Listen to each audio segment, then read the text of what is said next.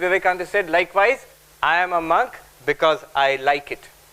I've become a sannyasi because I like being a sannyasi. Now you say, what's great about this? This is pretty simple. But actually, when we think about it, it's quite interesting. Why is it interesting?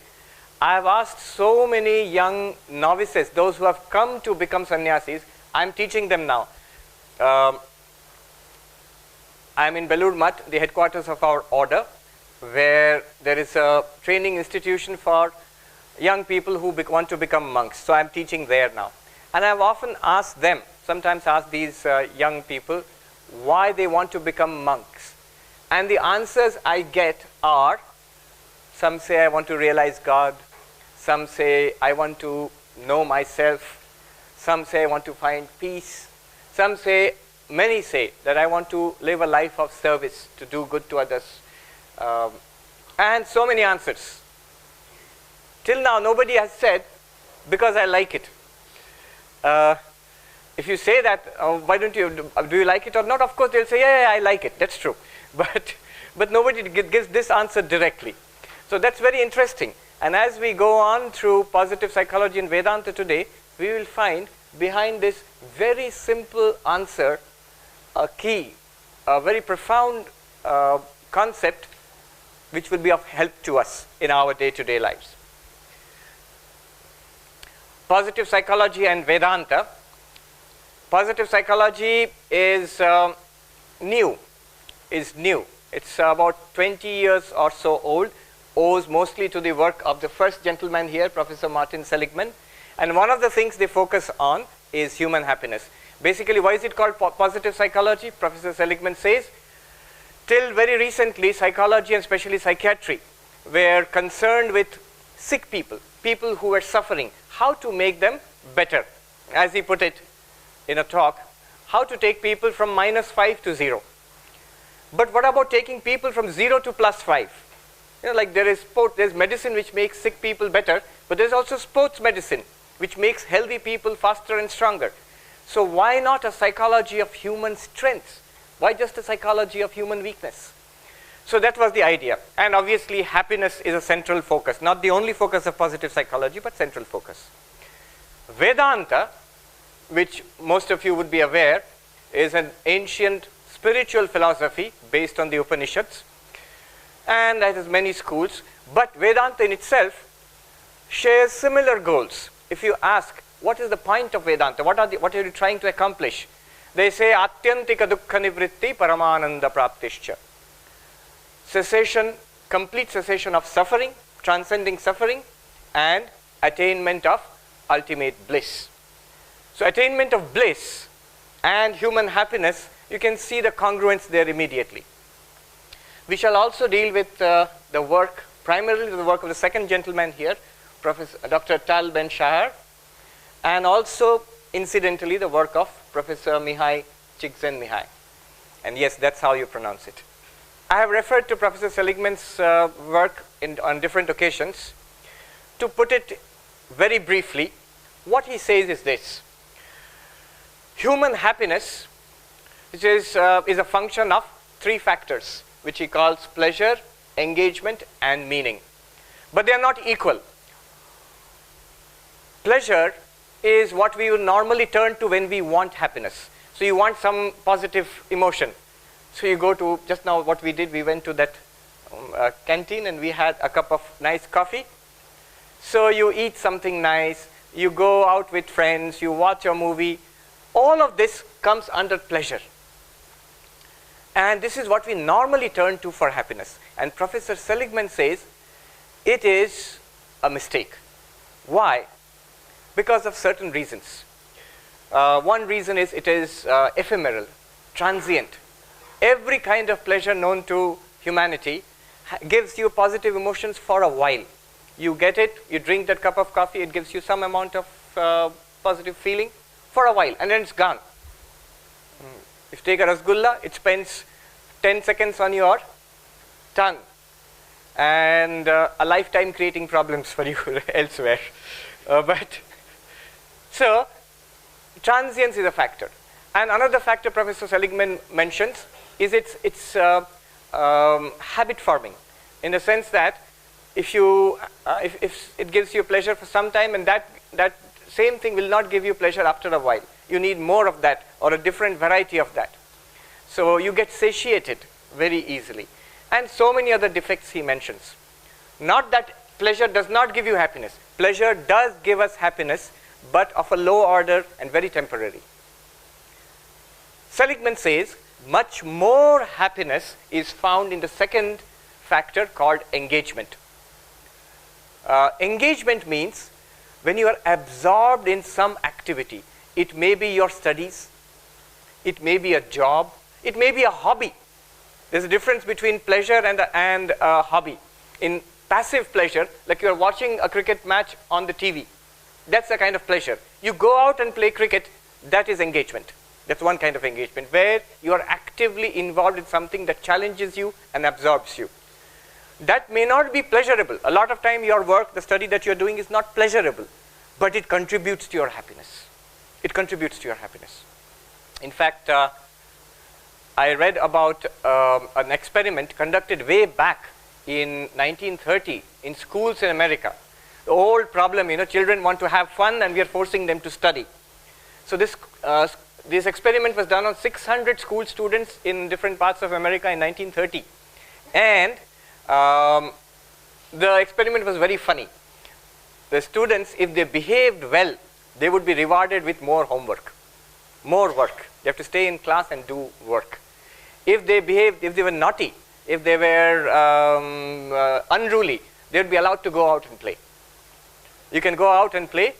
And the amazing thing was, first 1 or 2 days, kids will be kids. So they all wanted to go out and play.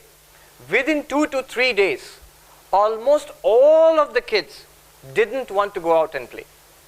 They wanted to do something, whether drawing or mathematics or something, their favorite subjects. They became very, fidgety, unhappy when they were asked to go out and play. Now that shows something very interesting, that engagement, we need some kind of engagement. We need some kind of challenge in our lives. There was this story of a person who was, after death, a criminal. So after death, this angel comes and takes him and throws him in this place. A nice house somewhere. He imagines that this is heaven. Somehow I've come to heaven by mistake. They've sent me to heaven. And he says, this place, whatever you want, all your wishes will be satisfied immediately. And he's delighted. And he asks for money and so many things, all kinds of pleasures, gadgets or whatever. And everything appears immediately. After a few days, he feels a bit frustrated. He says, you give me something to do. And the angel appears before him and says that's the only problem here. Whatever you want will be given to you, except only one problem, you will not be given any work. And as the days go by, this man, he can't take it anymore. And he begs the angel, send me to hell. I don't like this heaven. And the angel smiles and says, this is hell. This is hell. Which those little children discovered. After 3-4 days when the teacher is not saying anything, just go and play. This is hell. This is not pleasure.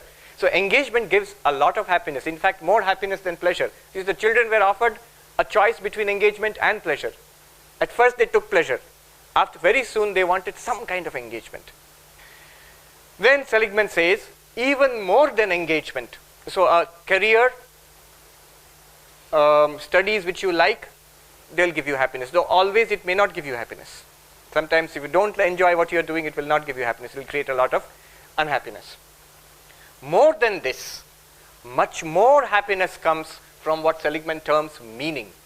Usually meaning in life is, if you have found a purpose in life, which is, one characteristic is, it's bigger than the self. Usually pleasure is all about myself. Engagement is more or less about myself, though I interact with others. But I am absorbed and challenged. Whereas meaning is usually about others. It may not be other human beings, it may simply be for the sake of science, for example. A scientist, an artist, a writer finds meaning in art or science. The person of religion finds meaning in fact, religion is a great way of getting meaning in life. So meaning gives much more happiness than pleasure and engagement. Though most people do not have that kind of meaning in their life, most people are searching for meaning in their lives. So meaning gives much more happiness than pleasure and engagement. And what Seligman recommends is we should try to have that meaning and engagement component as much as possible for lasting satisfaction with our lives. Now let's go ahead. Today, I've talked about this on different occasions, but today I want to problematize this. I want to see that there's a problem with this. As we go ahead, we'll see. Before we go ahead, let me just mention, in Vedanta, the way we look at human goals, what people want in life. Goals not in the sense of what we should want. It's what we really want. Just ask anybody, ask yourself, ask anybody, what do we want in life? And you'll find it comes under these four: Kama, Artha, Dharma, or Moksha. These are words which are familiar to most Indians. We often use them, in this order: Dharma, Artha, Kama, Moksha. We normally never say Kama, Artha, Dharma, Moksha. Dharma, Artha, Kama, Moksha. We use it. And we say these are Purusharthas. But normally we don't think much about it. There's a wrong understanding that these are goals set forth by scriptures for human beings, that we should pursue this. It is not a question of should pursue this. This is just a list of things which people want. Now, you will immediately see how beautifully it maps onto Seligman's equation. Kama, as you know, is pleasure, is desire. Kama is desire for pleasure. And you can see Kama immediately matches the pleasure, the P component. Artha, it's a bit of a stretch. Artha literally means wealth, power, achievement, status, all the things which we want in life, possessions, for example. And to get that, we need this, what we have, an engagement in life. So somehow you can match it with engagement. To a great extent, actually, you can match it with engagement. People are the thing which engages people. If you look at your lives, especially the older people here, in a week, the past week, if you look back, how much of it was spent in pleasure? Very little. Most of it was spent in some kind of engagement, either in your in the institute here or back at home. Somewhere you are working. You are working most of the time. So engagement or artha is another thing which we seek. Dharma is a term which means religion, morality. If you open the Sanskrit dictionary, you'll have a whole page of meanings. But I have sort of mapped it onto meaning in life. Dharma is doing something for others, being religious or being moral, being of service to others. So that's there. But the last part, spirituality, that's something that is not included here. I suspect if you ask Professor Seligman, he will try to map it or include it within meaning. He'll probably try to include it within meaning. But what is the problem with this? The problem is this. Way we look at doing good to others, being of service or religion or any kind of meaning producing activity, is that it is not pleasurable. And we won't say it outright, but the point is that it is, it requires me to sacrifice, forego some of the good things of life right now. Maybe it will do some good later on in life, but right now I can relax and watch TV or play video games, and now you want me to go out and work in that eye hospital or something for poor people there. I know that's great, but it's asking me to forgo something. You want me to donate money for a good cause. Now I can use that money to buy the latest iPhone or something, and I know it will be of more use to poor people. Now see, it's always a trade-off between present pleasure versus future benefit. I know I might feel good later on, but right now, you get it. This always, the problem is there. People will not say it outright, but if you ask them to do something very moral, very good, very meaningful, there's a little hesitation. And hesitation is because of this. Why I have put the German philosopher Kant's picture here is, he put it very clearly. He said, what is moral? What is moral action? Moral action, he said, is something that is done only for duty. If you do it because you like it, then it's not moral. You're doing it because you like it. You're not doing it out of duty. If you do something which you like, and so that you are doing for your own pleasure, for your own happiness, that is not morality, that's not duty. morality flows from duty. So he connects the category of morality with duty. If something that is done on the basis of duty is moral. That's his point of view, but he clearly sort of states the problem. If you state it in that way, immediately you see there is a big clash between the morality of duty versus pleasure. You see, if you go back to the equation, you will see what happens is pleasure and meaning, they seem to be pulling in different directions. So it's as if for getting a meaningful life, you have to give up the pleasures. And actually, when you see people, Gandhiji, he seems to have given up most pleasures. So in life, and he has got a very meaningful life, or Mother Teresa, or Swami Vivekananda. So they have got very meaningful lives, but they're not having fun. So it somehow puts off people. This is the problem. And this is where this gentleman comes in. I discovered him recently. He's the most popular lecturer in the highest rated university in the world. So there's some Times rating was published recently. And I think Harvard University, they put it on the top. They usually do. But there, this gentleman, very unassuming person, if you see his YouTube lectures, he's a very quiet sort of person. He teaches psychology there. And his course, he started off with, he says, 6 students. And 2 of them dropped out. So, and from there, today he gets 1,400 students per semester, way beyond any course in Harvard University.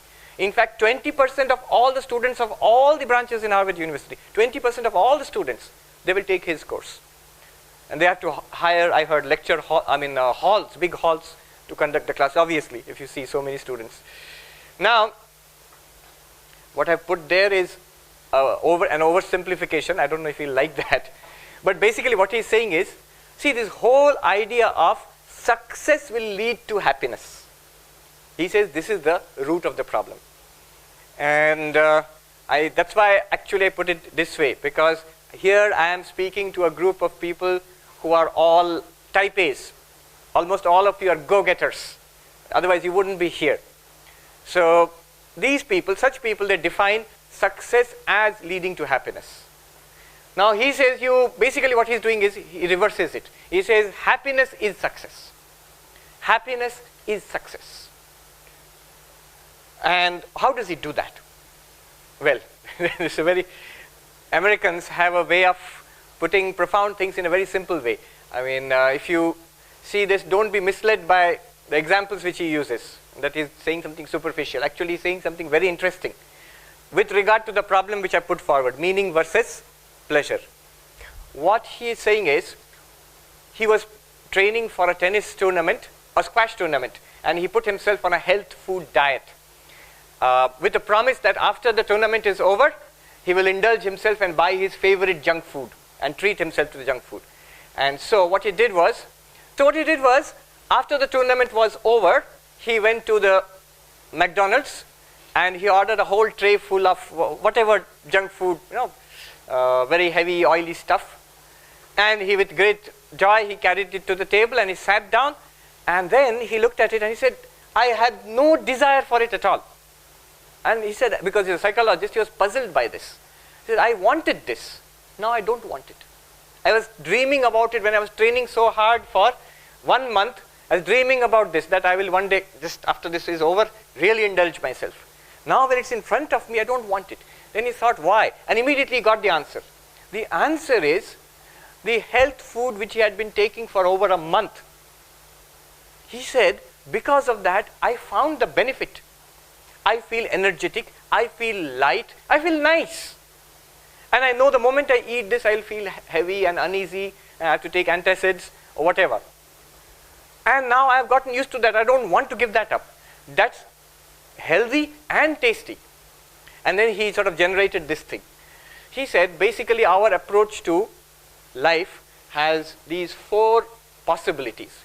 Then we can immediately see which option we have taken up. And we are predominantly one or the other, but at different times in our life, we go through all of these 4. What are they? If you go to the second quadrant up there, to the right, hedonism, where, like junk food, which is very tasty now, but unhealthy in the long run, or in the very short run also. So, and he says, those who go in for present pleasure, I've got this assignment, I'll do it later, let me play computer games. So I push it back. I have got this deadline to meet, I'll work in the last, the examination is there, so I'll do an all-night, do you still call it all-nighters? So, night out. So I'll do that before the examination. 2 or 3 days I ought to be able to manage it, instead of working now. So, hedonism, pleasure-oriented. You go for present benefit and future detriment. Future detriment, present benefit. Let me have my shot of pleasure right now. The opposite is something which many people here would identify with, is future benefit but present detriment. In the sense that, like health food, it's not tasty. I remember I was sitting having food with some monks, and there was something from a different country, a health food, something that a bottle of something, some kind of food, biscuits or something, and he said it's healthy and it's got these vitamins and everything. And then one Swami said, what it means, it's not tasty. So often it's like that. And these people, they say that, okay, let me work very hard for my joint entrance examination, I'll crack it, then I'll relax. But once you crack that and you come to IIT Kanpur, as you know, not much chance of relaxation at all. You are barely able to keep your nose above the water, this assignment, that examination, these results, and so on, just somehow struggling to stay afloat. Don't think it's going to change the moment you get a big fat salary packet, you complete your PhD or your MTech or your BTech and go and take a big job. It's not like that. You're going to give you a big fat salary package, they're going to get everything out of you also. So there also, it'll go on like that. There you think that maybe when I reach that level, it'll get better. I'll be very relaxed and I'll enjoy myself. So you go from one goal to another goal, all in the future, and you get those benefits. But this is important, at no point in time are you happy. Not before, not now, and as you see plot the points of time, you're expecting a future happiness. The idea of it will arrive, the arriving model. I will arrive at happiness. So that's the rat race. The problem with the rat race is even if you win the rat race, you're still a rat. And the first quadrant is the worst, and there are so many people there. A nihilist, where like stale food, it tastes bad and it's unhealthy. In the same way, there are people who are unhappy at present and they have no particular goal they're working towards. A large number of people, it happens often at mid-career. Young people here won't understand that because you've got something to look forward to. But at mid-career or middle age, it suddenly happens that I'm not happy, and I also realize nothing very great is going to happen in my life anymore. And then you feel, today is not good and tomorrow looks worse. So that is the nihilist position. And many people come to this. Seligman calls it a kind of learned helplessness. Learned helplessness, there was an experiment they conducted where they put rats. One group of rats was given electric shocks, mild shocks, so don't feel bad for the rats, but it must have hurt because they had a little lever which they could press and the shocks would shut off. And another group was given random shocks with no lever. There's nothing that they could do to stop the shocks. Later on, when the groups were mixed and put in another cage where they were given shocks and the lever was there, or some other, or there was the cage walls where the barriers were open, so they could jump out. The first group, which knew that they could overcome the pain of the shocks, they found out that and they jumped out. And the rats in the second group, though they could have jumped out, they did not. They just stayed there shivering and suffering. So this nihilist group, it's a kind that who have given up hope. There's no happiness in the future, and obviously there's no happiness now. And you'd say, why would anybody want to be there? Nobody wants to be there, but many people do end up being there. And it's good that we can focus on that and see that we don't end up being there. And when we do get that kind of feeling, we should pull ourselves out of it. The third one, the last quadrant, fourth quadrant, That's the purpose of this whole exercise. What Tal Ben-Shahar says, he says that both of these, all of these, the nihilist and the rat racer and the hedonist, all of them have a conceptual mistake. The mistake, what is the mistake? He says one day a young student in Harvard University, she came to him and said, look, I have attended your course, but my question remains. Is it better to be happy now or happy in the future? And Tal Ben-Shahar said, that very question illustrates the problem. The right question to ask is, how can I be happy now and in the future? How can I be happy now and in the future? In Vedanta, we talk about three qualities: sattva, rajas, and tamas. Tamas is the quality of darkness, heaviness, laziness, inertia. Rajas is the quality of dynamism, desire, activity. Sattva is the quality of lightness, of peace, of serenity, of calm activity. Now, if you put this sattva, rajas, tamas here, you will find the nihilist will immediately fit into the tamas model. In Bhagavad Gita, description of sukha, happiness of a tamasic person. This is the happiness of a tamasic person is, that person is prone to laziness, to depression, to darkness in life. So that is the nihilistic model. The hedonistic model would come somewhere between the hedonistic model and the rat racer, would come somewhere in the rajasic category, where I want pleasure. If there's a little bit of self-control, okay, I want more pleasure in the future, I'll sacrifice my present happiness and work hard towards that. So it becomes a rat racer. If there's less self-control, but I want that pleasure, he goes for immediate benefit, but sacrifices future benefits. Whereas happiness model would correspond to the sattvic person. The sattvic person knows what is good for himself or herself and for others, what is good now and in the future, and has managed to get the habit of, as Tal Ben-Shahar did, of health food. Enjoys that health food. Enjoys that health food, not in the sense that it will make me happy later. I am happy right now. I feel good. I remember there was Swami in Deoghar, the Ramakrishna mission where I joined, and every day he would take this glass of some green, like sharbat, and none of the others got it. And one of the little kids was curious and said, looks delicious, and only the Swami, head Swami gets it, nobody else gets it. And so he would stare at it, and he was in class 5 or 6, 10 years old. And the Swami one day said in Bengali, Khabi, tui khabi, do you want it? He said, yes, and took a little sip. It was neem juice, so he made a face like this and he ran away. Now that it's extremely bitter, but that Swami enjoys it. And the little kid saw the expression in the Swami's face and thought it must be very delicious. But you can get to enjoy that which is good for you. Come to the point of helping others, meaning in life. So the idea is I help others because I like it, not because I feel I should. I am part of this Vivekananda Samiti. I am part of this club or that club because I enjoy it, not because I feel it's good for me or I should do it. There's another reason also. This Tal Ben-Shahar pointed it out. I have seen over the years how the biodata of the students is getting, the fonts are getting smaller and more information is being packed in. This activity, that activity, this social work, that. Why are they doing it? So that they can put it in the biodata actually. Actually they're doing it. And it seems there are companies in USA which will offer students this. I'll give you a package which you can have a beautiful resume. It's not false, it's true.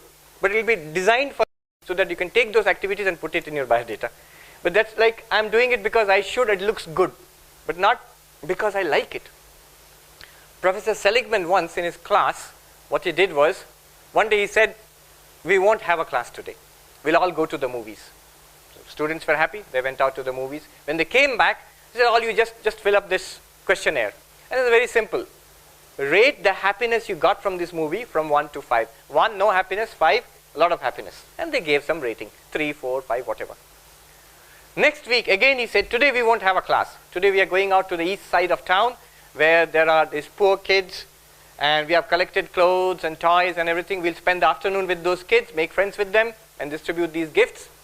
And the students went out and did that. When they came back, Professor Seligman said, you fill out this form, what happiness did you get from it? Again, 1 to 5. Some people give 3, 4, 5, whatever. An interesting thing happened 6 months later. Suddenly in the class, he had never mentioned it earlier. Suddenly in the class he came and he said, here are questionnaires. Think back to those 6 months ago you saw a movie. How much happiness does it give you now, 6 months later? Rate it 1 to 5. And they rated it. Some of them couldn't remember the name of the movie. And most of them said, okay, we were happy, maybe 1, maybe 2. Nothing now, nothing now. And you went out and made friends with those kids and you gave gifts to them. How much happiness does it give you now? 1 to 5. And all of them gave just about the same rating they had given on the first day itself. 4 or 5.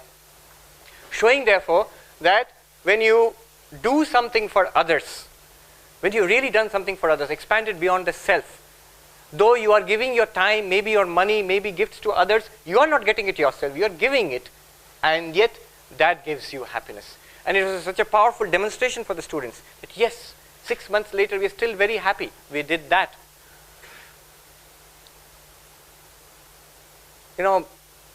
When you have, it's like, it's a change in attitude which takes place. You have 100 rupees and it means that it can mean either of two things. I have 100 rupees, so this much I have, if I give something to others, it will be less for me. That's one attitude. The other attitude is, this 100 rupees is my power to give to others. Now it enables me to do something. I read this story about one person had written, Reader's Digest somewhere. He said in our village in the United States, we had this thing, in the church would go and take collections for the poorest family in the village. And we were not too well to do, but my mother told us, all the children, that you will not spend your pocket money this month, save it so that we can give it in the church for the poorest family.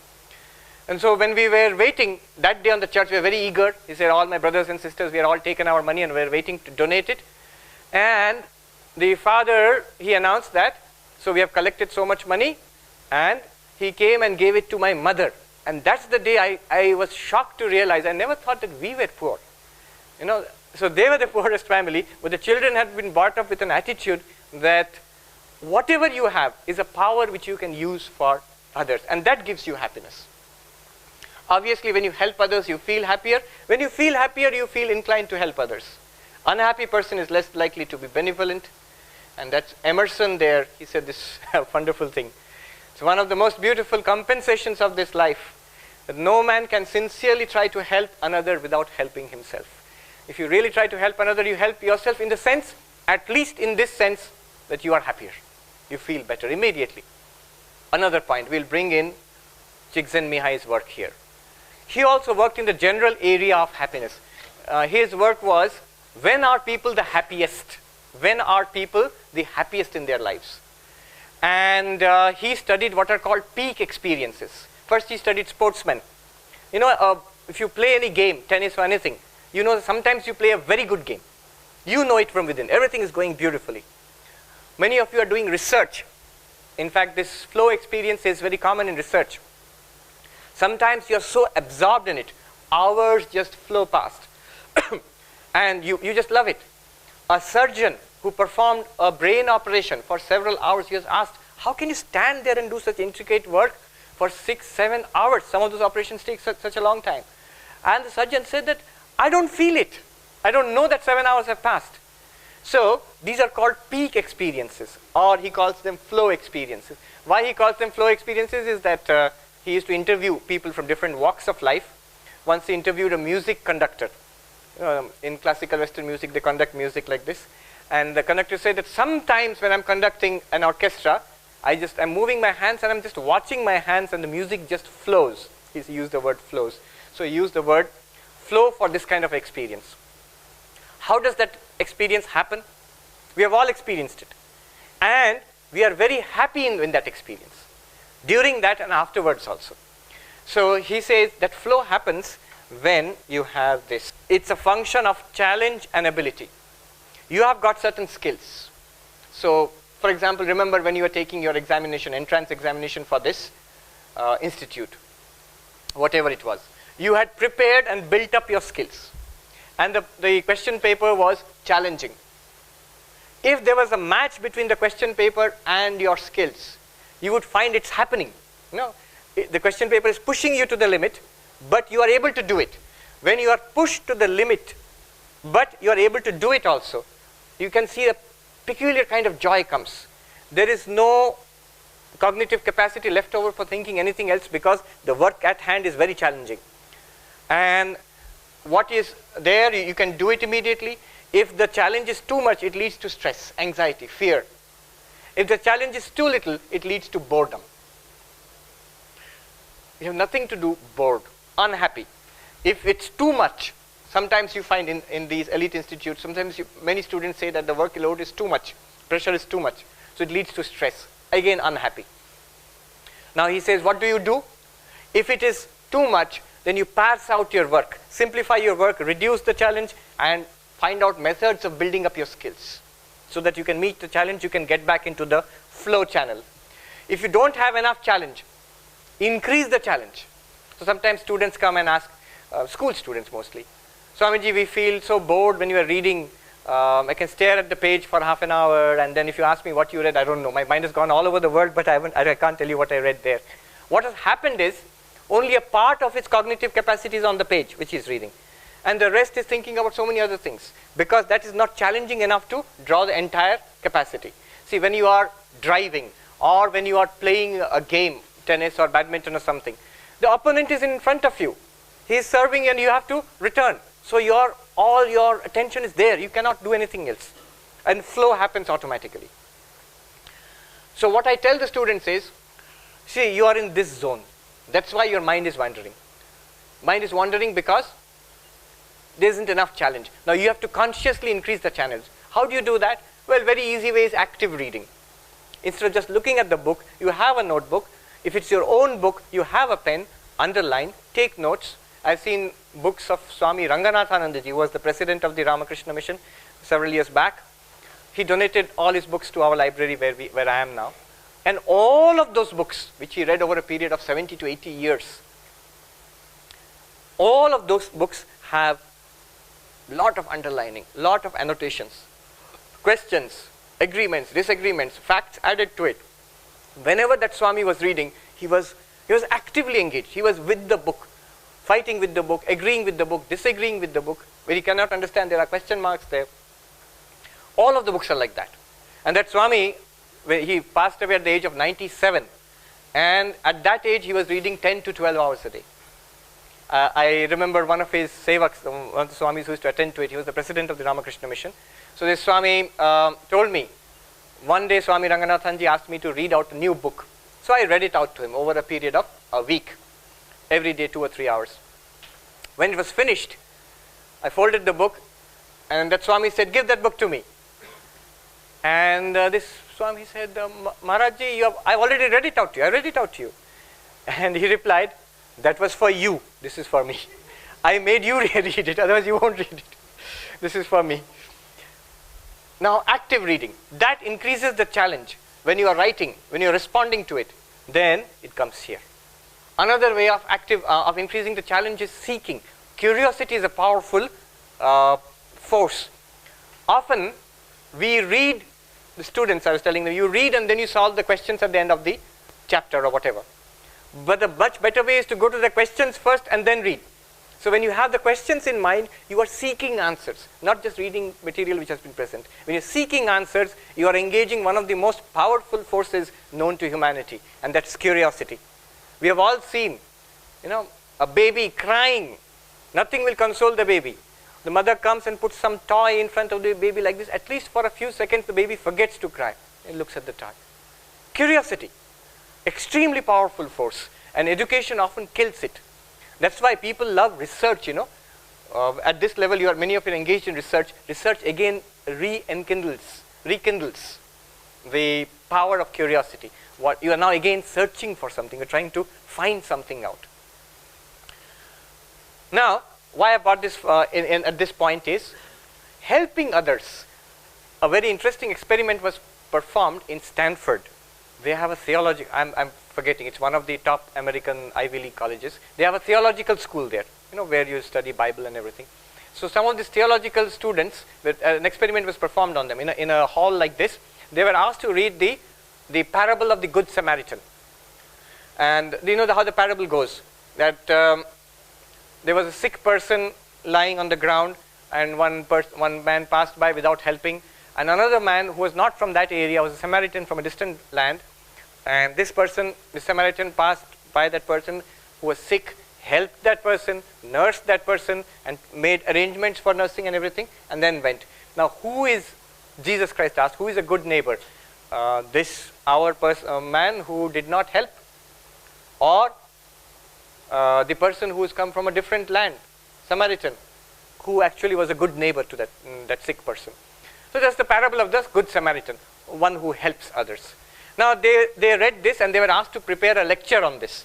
And they were told, in the next hall across the lawn, there is an audience, you go and give a lecture on Good Samaritan. And they, one by one, they were asked to go. So when this person would go across the lawn to the next hall, on a bench in the middle of the lawn, there would be a person who would be sitting like this, as if he has a stomach ache, Oh, like this he'll be doing. Acting. And they were watching what this person would do. And they found many of them did not stop. They're going to give a lecture about helping others, Good Samaritan. They just walked past. And some of them did stop, a few of them. And then it began to see, what is the difference? The difference is this. If a person is and when they went to the hall, there was nobody there. The experimenter said, the experiment is over, you can go. Now, the difference was this. Only one thing, not the parable of the Good Samaritan. It was who was paying attention, who was not paying attention. The moment you pay attention to the suffering of another person, most of us will feel sympathy. And they say, even now there's neuroscience of that sympathy. They say there's some mirror neurons or something, and there's a neural correlate to the feeling of sympathy. But that requires attention. Maybe that's why you see in communities which are close-knit, in a village or a small town where family members or community members live together, we always say, the people used to take care of each other. But in modern cities, when you're living in apartments, nobody takes care of others. What happens in modern cities is people do not have that relationship, and people are busy. People are so pressed from early morning till night. You have to commute to work and you'll be busy, you come back again. You hardly see each other. There's no time to give attention to another person. There was some video of a person in a subway in USA, sick on the ground, and thousands of people rushing to catch the train. Nobody is looking at that person. Until one person stopped, then they all looked around, and people rushed to help. So people did not notice, number one. When they noticed and tried to help, many people did try to help. So attention and helping others are positively correlated. That's what Csikszentmihalyi says. Now, attention is very important to happiness. What you pay attention to, that gives happiness, and especially helping others requires attention. Therefore, more than moral science lessons, what children need or students need is an example and the scope of paying attention to the suffering of others. Most young people, if you see a person suffering, they would want to help immediately. This person might be familiar to you. He had come here I think last year, Vinayak Lohani? Last year probably. I saw, he had come here and given a talk here in Vivekananda Samiti. Very interesting. He's also an alumnus of IIT Kharagpur and from IIM Calcutta. And what he did was, after completing his IIM degree, instead of going in for a multinational job, what he did was he got 3 kids from the streets, orphans, and he started taking care of them. Now this organization which he has got, Parivar, they have 800 children. And this gentleman got the President's Award for Child Welfare last year. And so much work he has done. Now why I'm bringing him here is for 2 reasons. One is, in one meeting where we were all present, some of the students asked him, how did you decide to do this, help others, especially children? And his answers was very interesting. You see, finding meaning in life, that I want to do something which is meaningful and I like it also. This is what Tal Ben-Shahar is saying. Now the only problem with that is, it's a very good idea, but right now if we ask ourselves, most of us, we cannot directly say what we really like and what we want to do. It sounds good, but I don't know yet. How can I find it out? What is really meaningful for me and will make me happy? Now look at the method he adopted. That's very interesting. He said, well, his answers, he is a very, very deep thinker, and his answers are startling, like most deep thinkers. He said, I never tried to find out what I want in life. I had the same problem as most young people have, that we don't know what we want in life. So what I started doing was what I don't want in life. I started making a list. Do I want this kind of a job? No. Do I want to do this work of this gentleman, or that kind of a corporate job, or this kind of an academic job? No, no, no. And in that process, something opened up within him when he felt that I would like to help children. That came up from within, while he was trying to rule out what he does not like. What you don't like will come up. If you try to make a list, it will come up immediately. You start considering, do I like this? It will say no or yes. But mostly it will say no, and though that your mind will tell you no, and you have to cross it out. That's one point, very interesting, of discovering what is meaningful and you will like it also. That's a negative way, a very Vedantic way, I would say, neti neti, not this, not this. And the second thing he said, again his own idea, and look how it matches with Tal Ben-Shahar's idea. He says, somebody asked him a question, you are very successful. What you wanted to do, you have done in life, and people are appreciating you for it. You are also happy, you say you are very happy and all that. But supposing you had not succeeded, there are so many NGOs in this country. Many of them are not doing well. Many of them are not doing well. Instead of 800 kids, if you had 8 kids taking care of 8 kids, and that was the sum and substance of your achievement, how would you feel? And what he said was, I make a distinction, his words, between intrinsic motivation and milestone motivation. So my idea was then 50 kids, and then 100 kids, then a school, then a hostel and things like that. And that's how I've been moving. These are milestones. One by one, as I do that, I feel good. But more important than that, I have what is called intrinsic motivation. I know this is right, I know this is good, and I know I like it. I love doing this. If I had not succeeded at all, I started with 3 kids, and those only, I had helped those 3 only. And you know how he started? He just picked them up the street without any plan. He rented an apartment. He used to give, because he had an IIM and IIT background, to tuition. And hundreds of boys and girls would line up for tuition from him. And he earned money that way, and he would support them. I asked him, Vinayakji, 3 kids. You could do tuition and get money for 3 kids. You have 800 children now. How do you, tuition is not enough. He told me, you know what he said? Now I don't do anything. I don't do anything. Money comes. I don't ask also. Now, if he had only 3 kids whom he helped, he said that intrinsic motivation is there within me, I would still be satisfied, even if the milestones I did not reach. Now see, something that gives me happiness now and also happiness in the future. Something that is helpful for others, and I like it also. Because I like it, whether I achieve something in the future or not, it's not important. If I achieve, very good. I like that also. I have achieved from this level to that level and so on. So both have to be there. Both have to be there. Now, come back to the story with which we started. Think about this.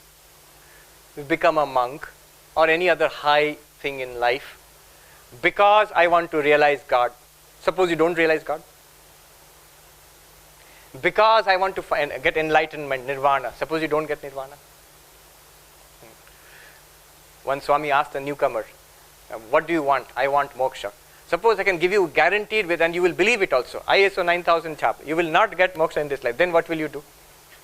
Will you still be a monk? Now you can see. Being a monk is a very high ideal. Just imagine what are the answers he could have given. If you didn't know this answer, just imagine Why did Swami Vivekananda become a sannyasi? He could have said, for what he went to Sri Ramakrishna, I want to see God. Have you seen God? To see God, he didn't say that. To awaken the nation, India, from its suffering and misery, he didn't say that. To go to the West and preach Vedanta, which he did, he didn't say that. 150 years later, in the West, now 150th anniversary was celebrated. I saw even now he is, there was an article in New York Times, and I met the journalist who had written it. So they understand, when they research the whole idea of Eastern spirituality in America, all of it leads back to Swami Vivekananda. The Chicago Parliament of Religions. I went to Chicago a couple of months ago, and I went to that art institute where he delivered that famous lecture on September 11, 1893, and the street in front of that art institute is called Honorary Swami Vivekananda Way. I went in there, they have a plaque commemorating that, and the hall is still there, truncated, the stage on which he spoke. And it's a heritage hall, so it's mostly under lock and key. But the moment they see this, they open it. They know that some strange fellows wearing this gerua will come, and they'll want to see that hall only. They have got paintings by Renoir and Monet and so many, top paintings of the best artists in the world. But these strange fellows will make a beeline to that hall, old hall. They want to see that. Did he say, I want to preach Vedanta to the West, that's why I become a sannyasi? None of that. He said to that Maharaja, I am a sannyasi because I like it. All of that happened. That was the goal. And that happened. But his answer, I am doing something wonderful and great, not because of what's going to come at the end, but because I like it. So this is how I am relating Swami Vivekananda's answer to Tal Ben-Shah's work. Just a short note on some differences between the Vedantic approach and positive psychology. More I was reading positive psychology, I was thinking about Karma Yoga, Bhakti Yoga, Raja Yoga and Jnana Yoga. The difference, one central difference I found was Karma Yoga says that unselfishness will make you happy, just like what we saw here. But it says unselfish service of God in humanity. Shiva Jnana Jiva Seva. That thing is introduced. Something transcendental is introduced. You see, positive psychology never talks about God, Atman, spirituality, moksha, none of that. It's all secular. If you go to Bhakti Yoga, love will make you happy, but very clearly, love of God. Again, that is introduced. Dhyana Yoga, concentration, flow, Chigzanmiyai. Concentration will make you happy, but concentration on the Atman or God. Again, that is introduced. The transcendental aspect is introduced. In fact, Chigzanmiyai in his book, Flow, there are 2 pages where he says, I have scanned, I've gone through the literature, ancient and modern literature of the world, looking for these flow experiences. And I can say that the most sophisticated method of obtaining flow experience is the ancient Indian method of Patanjali Yoga.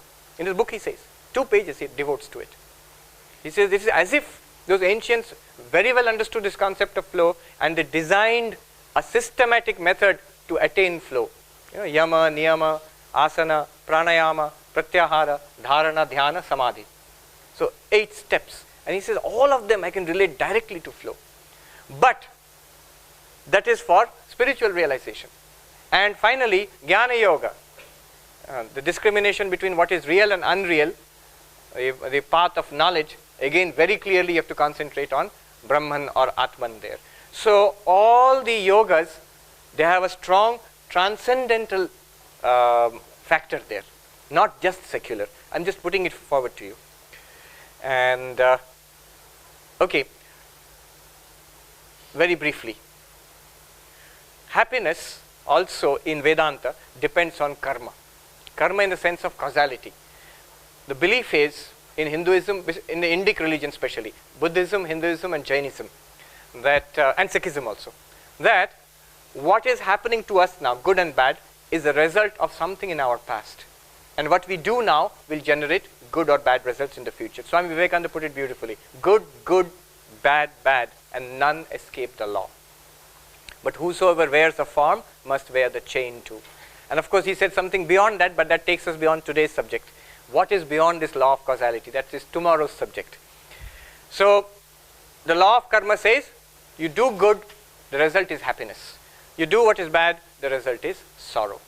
If I am unhappy, it's something I am responsible for it somehow. I don't know how. If I want to be happy, then I must do good, especially good to others. I'll stop here and take questions. I've run out of time also. Questions? Happiness, positive psychology, Vedanta. Yes? In law of karma, what I just mentioned, they have a very clear definition.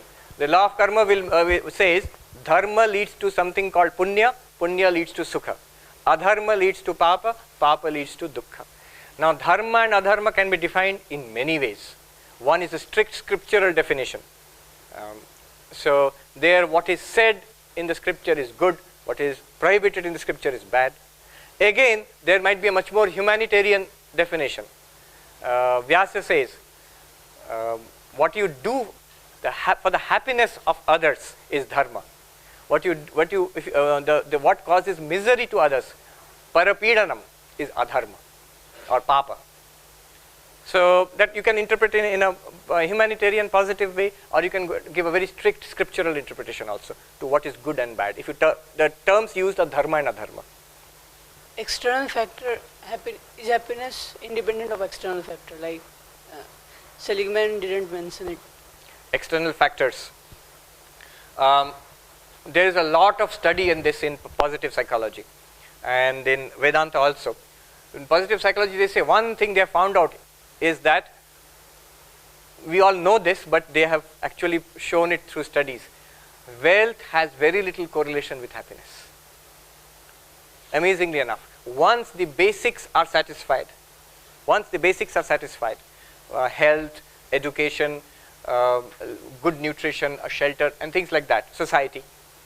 Beyond that, large increments in wealth brings only a flash of happiness, and again, the level of happiness is the same for those at lower income levels also. They have actually done studies with questionnaires, and they found that external factors, especially wealth, has little impact. Another thing, health and illness. You would think that a healthy person will be happier and ill person will be unhappy, sick person will be unhappy. Only temporarily.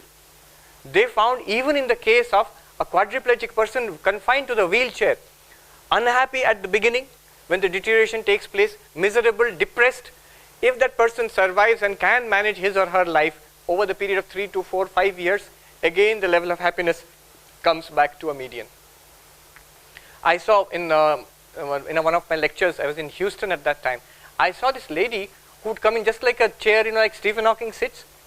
So this lady was completely paralyzed, and that motorized chair, she would come in and she would listen to the lecture, and you can hear the breathing apparatus which is helping her to breathe, and then she would go out and somebody would help her into the car. I heard later she has completed, she was normal till 14 years of age, and then she had a degenerative disease, exactly the same disease which Stephen Hawking has, and after that she completed her PhD. Then she is assistant to some big politician in Texas. Now a full life, and she is interested in Indian philosophy also. She comes to classes. Now you can see, we would be horrified to think of such a disability. But people are, take the example of Stephen Hawking, happy? I mean, I hope so. Yes. So like two big factors like wealth, like, yeah, you can give him the mic, like wealth, illness, you can see they have only a nominal effect on happiness. Yes, question. Sir, am I not supposed to be the observer of happiness and sadness? So how can engagement in helping others bring me happiness? Right. Now, observer, you are going on to tomorrow's subject. That it is actually the subject of the last class that you last year of Mandukya Upanishad, yes. Vedanta, that is the subject of Vedanta anyway. Yes. But I will talk about that more later. That has to be clearly understood. Witness of the happiness in my mind, the witness of the unhappiness in my mind. If you can do that, that's one step further. That's why I was saying Vedanta has a transcendental aspect which is not there in positive psychology, where you transcend the happiness, the positive emotion which is called happiness here. You are no longer very bothered by that. So that's later. But you know, even in Vedanta, when a person attains to that level, that person actually feels like helping others. A person who has gone to that level or who strongly believes in that philosophy will also feel like helping others, no longer for his own happiness, his or her own happiness. It becomes second nature to such a person, because that person is no longer living for himself or herself. The purpose in life becomes to help others. Not all of them will do that. There are two attitudes to this. One attitude might be that person will retire and be a hermit, something like Ramana Maharshi. Although Ramana Maharshi and others, they also helped so many people. Swami Vivekananda said, even if such a person goes and sits in a Himalayan cave, the thoughts that person thinks will not die. They will go out and help the world. He says that. But many of these persons are actively involved in helping others. Krishna says in Bhagavad Gita to Arjuna, O Arjuna, I have nothing to attain in the three worlds, yet not for a moment do I cease to work. Nothing personal to attain there. I remember one Swami in Himalayas told me personally, 3 sentences, I'll share this with you, but it's more appropriate in the context of Vedanta than in positive psychology. I'll tell you in Hindi and then translate for you. But it requires a full understanding, battery of Vedanta to understand what he said. He summed it up.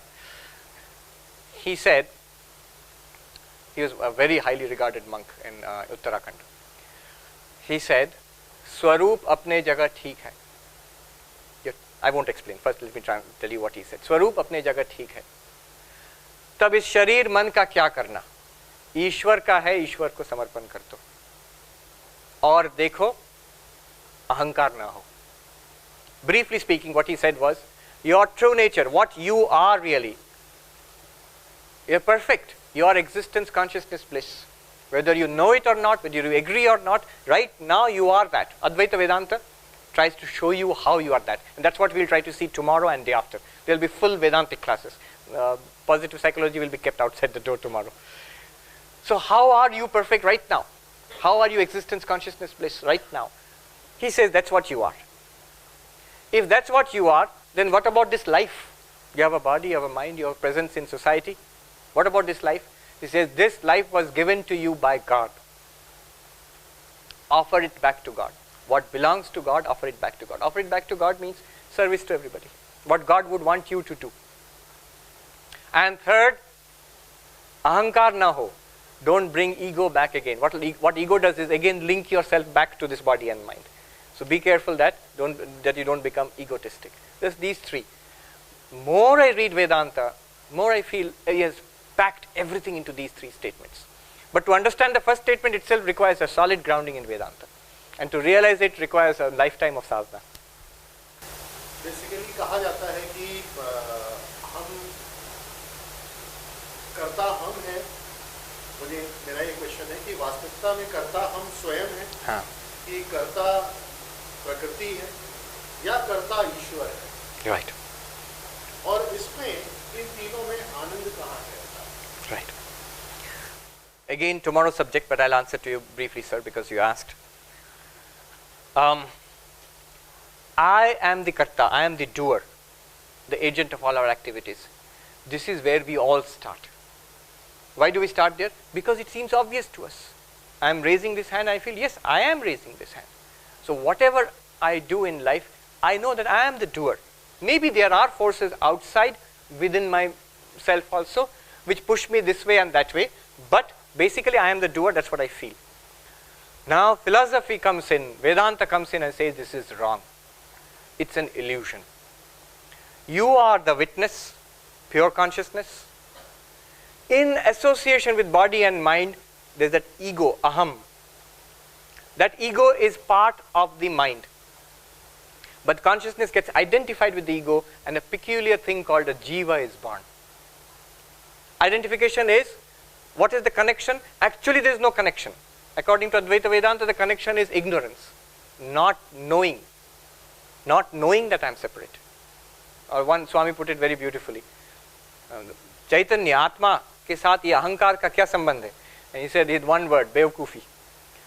Stupidity is the connection between of pure consciousness and this body and mind. And once you have that connection, that jiva feels I am doing. Because then what is doing these actions? According to Sankhya, Prakriti does everything. Gita also says, Prakrityeva karmani kriyamanani sarvasha ya pashyati tathatmanam akartaram sapashyati. Nature alone does everything. And one who realizes himself in that way or herself in that way, that I am the witness of nature doing everything, he realizes that the self is not a doer. This is from Sankhya point of view. A devotional point of view, person who believes in God, in Hinduism or in other religions, in Islam or Christianity, would like to give this doership to God. And that will not come, that will come in stages. First of all, I am the doer, but I do it for you. And as it goes deeper in sadhana, one feels that I am not the doer. The Divine Mother or Narayana or Allah or Father in heaven, God alone is the doer. It's basically the same thing. Here in Sankhya it's said in a philosophical language, that's said in a devotional language. In Advaita Vedanta, of course, the highest answer will be that there is no doing also. There is only one consciousness in which doing, action also appears. Body, mind, world, action also appears on a background of consciousness.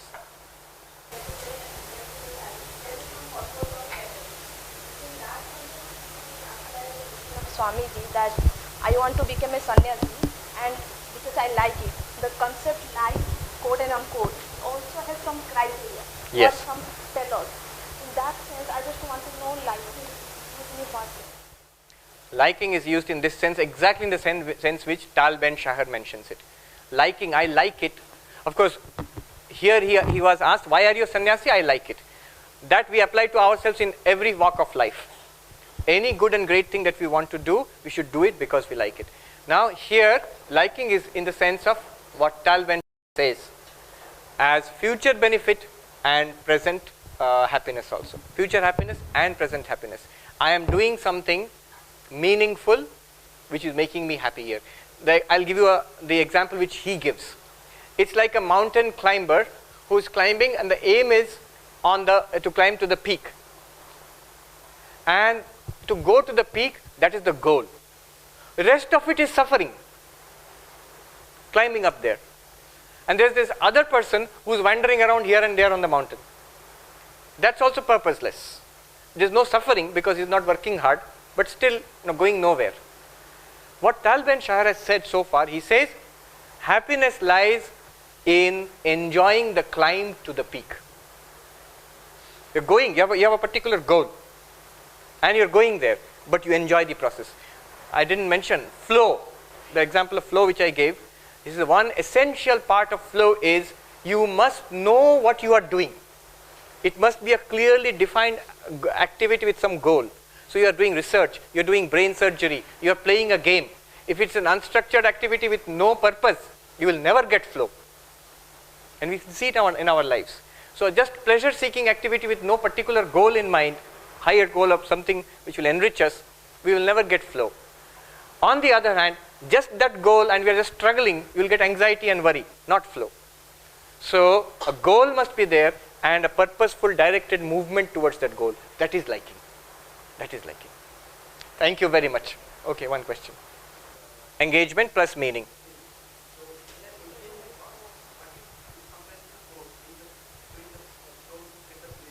Yeah.